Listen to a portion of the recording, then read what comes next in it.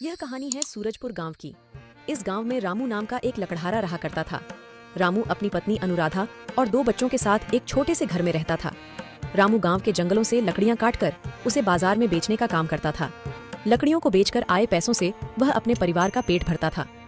अप्रैल का महीना आ चुका था। गर्मी अपनी चरम सीमा पर पहुंच चुकी थी। घर से बाहर निकलते ही ऐसा लगता था जैसे आग की भट्टी जल रही हो।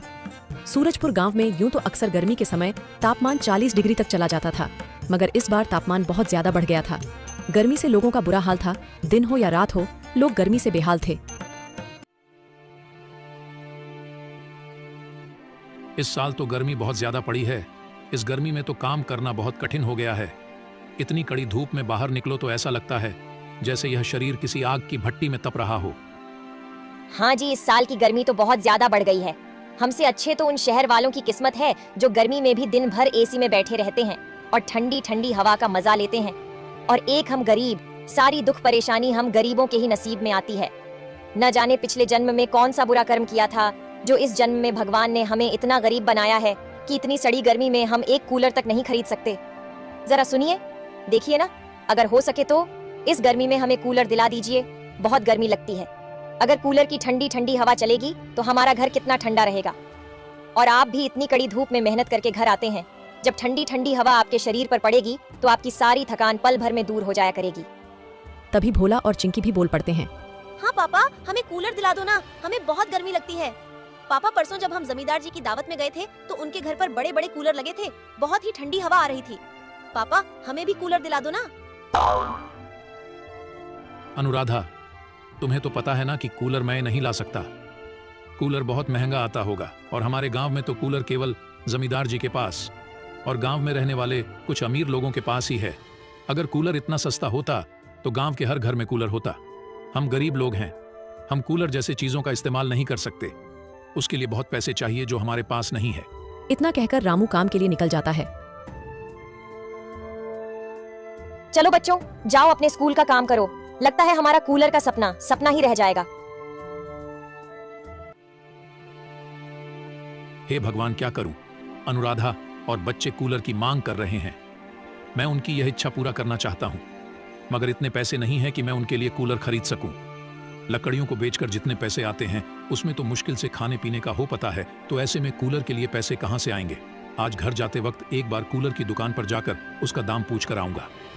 लकड़ियां काटने के बाद रामू घर जाते वक्त एक कूलर की दुकान पर जाता है। भैया, इस कूलर का क्या दाम है? 4000 रुपए से शुरू है। बताइए तुम्हें कौन सा कूलर चाहिए, ये बड़ा वाला या ये छोटा वाला? ये बड़ा वाला बिल्कुल एसी जैसी हवा देता है। बोलो कौन सा लेना है?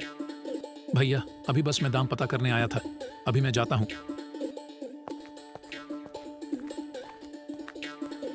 हे भगवान, 4000 रुपए, इतने पैसे तो नहीं है मेरे पास। रामू घर को निकल पड़ता है। तभी रास्ते में उसे एक भंगार की दुकान दिखती है जहाँ पर एक पुराना कूलर पड़ा था। रामू उस दुकान पर जाता है और दुकान के मालिक से पूछता है, भैया, ये कूलर चलता है क्या? हाँ भैया, बिल्कुल चलता है। एकदम चलता हुआ कूलर है। मात्र 1000 रुपए का। 1000 दो और कूलर ले जाओ। भैया, कुछ कम हो सकता है क्या? नहीं नहीं, 1000 में ही मिलेगा। इससे कम नहीं दे पाऊंगा। अगर लेना है तो पूरे 1000 देने होंगे। 1000 रुपए तो नहीं है मेरे पास, क्या करूं? कुछ देर सोचने के बाद रामू का ध्यान गांव के जमींदार पर जाता है जो गांव के जरूरतमंद लोगों को पैसे उधार देते था। एक काम करता हूँ, जमींदार जी से 1000 रुपए उधार ले लेता हूँ और इस बार ज्यादा लकड़ियां काटकर बाजार में बेचूंगा और जो पैसे मिलेंगे उनसे मैं जमींदार जी के पैसे वापस कर दूंगा। हाँ, यही सही रहेगा। मुझे जमींदार जी के पास जाना चाहिए। वह भले इंसान है, वह जरूर मेरी मदद करेंगे। रामू जमींदार के पास जाता है और उससे 1000 रुपए उधार मांगने की बात करता है। जमींदार उसको उधार देने के लिए राजी हो जाता है। ठीक है रामू, ये लो 1000 रुपए, पर जैसा तुमने कहा है कि तुम 1 महीने के बाद यह पैसे वापस कर दोगे तो मुझे समय पर लौटा देना। मुझे और लोगों को भी पैसे उधार देने होते हैं। ठीक है जमींदार साहब जी, मैं आपको महीने की आखिरी तारीख को यह पैसे लौटा दूंगा। पर जमींदार जी, मुझे इसका कितना ब्याज देना होगा? रामू, तुम इतनी छोटी बात क्यों करते हो? तुमने तो बस 1000 रुपए ही लिए हैं ना। भला 1000 रुपए में मैं तुमसे क्या ब्याज मांगूंगा? तुम बस जितने लिए हैं उतने ही समय पर वापस कर देना। जमींदार साहब, आपका बहुत बहुत शुक्रिया। मैं आपके पैसे समय पर लौटा दूंगा। इतना कहकर रामू वापस भंगार की दुकान पर जाता है और दुकान के मालिक को 1000 रुपए देकर कूलर घर ले आता है। घर में कूलर को देखकर अनुराधा और बच्चे बहुत खुश होते हैं। ये कूलर कहाँ से लाए आप, और आपके पास इसे लेने के पैसे कहाँ से आए? बताइए ना, आपकी कोई लॉटरी लगी है क्या? हाँ बताता हूँ, थोड़ा सब्र रखो। ये कूलर मैंने भंगार की दुकान से खरीदा है और पैसे मैंने जमींदार साहब से उधार लिए थे। बस उसी से ये कूलर खरीद है। तुम्हें और बच्चों को कूलर चाहिए था ना, तो बस मैं ले आया कूलर। चलो इसको चालू करके देखते हैं, आखिर ये कैसी हवा देता है। जैसे ही रामू कूलर चलाता है, पूरे घर में कूलर में से की ठंडी ठंडी हवा बाहर आने लगती है। अनुराधा और बच्चे भी कूलर की ठंडी ठंडी हवा का मजा लेते हैं। पापा, ये कूलर तो बहुत ही ठंडी ठंडी हवा दे रहा है। देखिए, इस कूलर में से निकलने वाली हवा ने पूरे कमरे को कैसे इतना ठंडा कर दिया है। अब तो यह सड़ी गर्मी भी हंसते हंसते कट जाएगी। इस तरह खुशी खुशी कुछ दिन बीत जाते हैं। अब यह बात गांव में धीरे धीरे फैलने लगती है कि रामू के घर पर कूलर लगा है। गांव में बहुत कम ही लोगों के पास कूलर था, और जिसके पास भी था वह या तो जमींदार थे या गांव के कुछ रईस। गांव में रहने वाले आम लोगों के पास कूलर नहीं था। भाई मैंने सुना है वह जो रामू लकड़हारा है ना, उसने कूलर ले लिया है। क्या बात कर रहे हो लाला भाई? वह तो पूरे गांव में कहता फिरता है कि उसकी ज्यादा कमाई ही नहीं होती।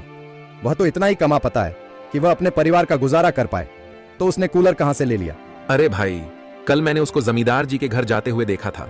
जरूर जमींदार जी से कर्ज लेकर लिया होगा। हाँ, यही हो सकता है। भला हम गरीब लोग कूलर कहां से खरीद सकते हैं?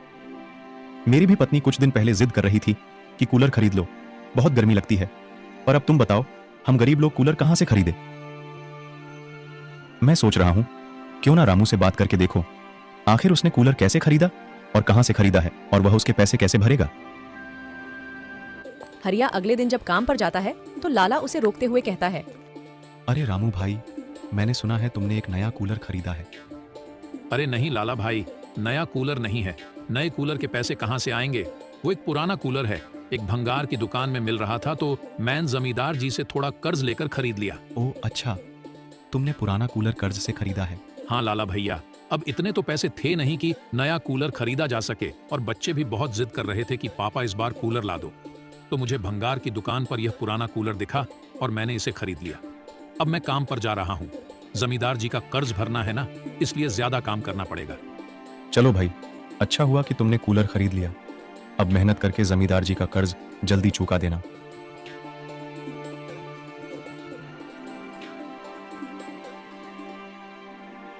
हाँ भाइयों, मैंने रामू से बात किया था। वह एक पुराना कूलर है जो उसने कर्ज पर लिया है, जिसके लिए अब रामू को ज्यादा मेहनत से काम करना पड़ता है ताकि वह जल्द से जल्द जमींदार का कर्ज चुका सके। चलो अच्छा है, आखिर अपनी मेहनत से रामू ने कूलर खरीदी ही लिया। अब उसको और उसके परिवार को इस सड़ी गर्मी से कुछ राहत मिलेगी।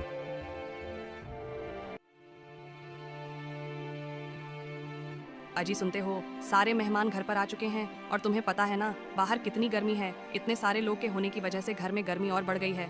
जाइए कहीं ना कहीं से एक कूलर का जुगाड़ कर दीजिए। सुनीता, तुम्हें तो पता है ना अभी शादी में कितना खर्च हो गया है, और कूलर जैसी इतनी महंगी चीज खरीदने के पैसे नहीं बचे हैं। इतनी मेहनत से पाई पाई जोड़कर मैं आज बिटिया का ब्याह कर पा रहा हूँ। अगर सारे पैसे कूलर खरीदने में लगा देंगे तो बिटिया का ब्याह भी तो करना है, उसकी विदाई भी तो करनी है।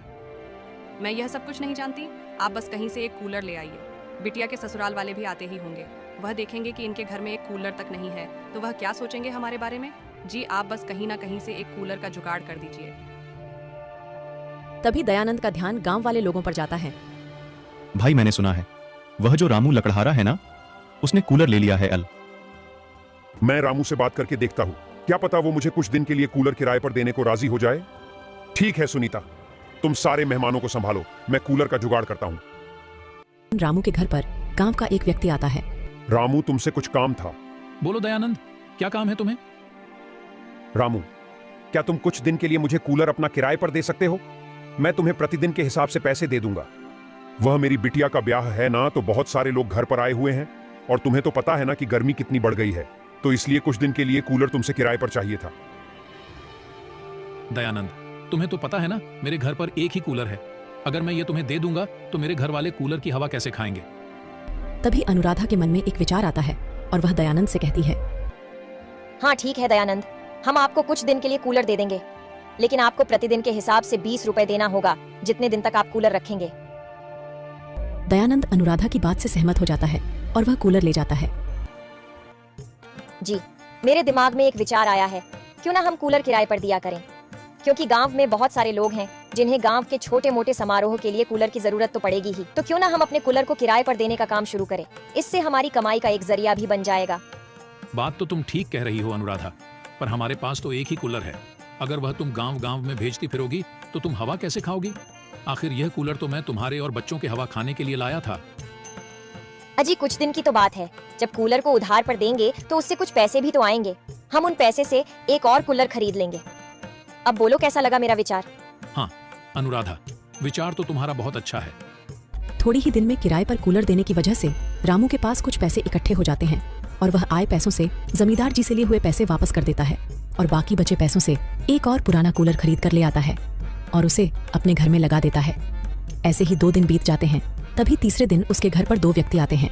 रामू भाई, मैं तुमसे 2 दिन के लिए कूलर किराए पर लेने आया हूँ। अरे भाई, मुझे भी रामू से कूलर किराए पर चाहिए था।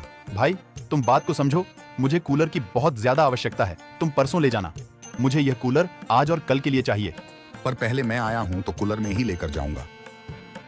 अरे आप लोग बिल्कुल चिंता मत कीजिए, अब मेरे पास 2 कूलर हैं। एक आप ले जाइए और एक आप ले जाइए। तभी रामू के घर पर एक व्यक्ति और आ जाता है। रामू भैया, मुझे आज के लिए तुम्हारा कूलर किराए पर चाहिए था। भैया अब तो मेरे पास 2 कूलर थे और दोनों किराए पर चढ़ चुके हैं। अभी मेरे पास कोई भी कूलर नहीं है। मुझे माफ करना, मैं अभी आपकी कोई मदद नहीं कर सकता। इस तरह रामू का कूलर का व्यापार अच्छा खासा चलने लगा था। थोड़े ही दिनों में रामू की कमाई अच्छी हो जाती है, जिससे वह अब और नए कूलर खरीद कर ले आता है और उनको गांव में किराए पर देने लगता है। थोड़े ही दिन में रामू ने कूलर के किराए के आए पैसों से बहुत सारे नए कूलर खरीद लिए थे। अनुराधा, अब मेरे पास बहुत सारे कूलर हो गए हैं तो मैं सोच रहा हूँ क्यों ना बाजार में एक दुकान ले लूँ और अब मैं उसमें कूलर बचा करूंगा और किराए पर भी दिया करूंगा। दोनों काम एक साथ एक ही दुकान पर हो जाया करेगा। जी ये विचार तो आपका बहुत अच्छा है, मैं भी आपकी मदद करवा दिया करूंगी। रामू ने बाजार में कूलर की एक दुकान खोल ली। अब रामू दुकान पर कूलर केवल किराए पर देता ही नहीं था, बल्कि बेचा भी करता था। रामू ने अपने दुकान पर सस्ते से लेकर महंगे कीमत वाले हर प्रकार के कूलर रखे हुए थे और साथ ही साथ पुराने कूलर भी रखे थे। जिस व्यक्ति को पुराने की आवश्यकता होती थी वह कम पैसे देकर पुराना कूलर ले जाता था। इस तरह रामू का कूलर का व्यापार चल पड़ा था। वह अब एक सफल व्यापारी बन गया था और उसकी आर्थिक स्थिति में काफी सुधार आया था। उसने अपनी छोटी सी झोपड़ी को बहुत जल्द ही एक सुंदर से घर में बदल दिया था और सारे मिलकर खुशी खुशी पूरी गर्मी कूलर की हवा में गुजारते हैं।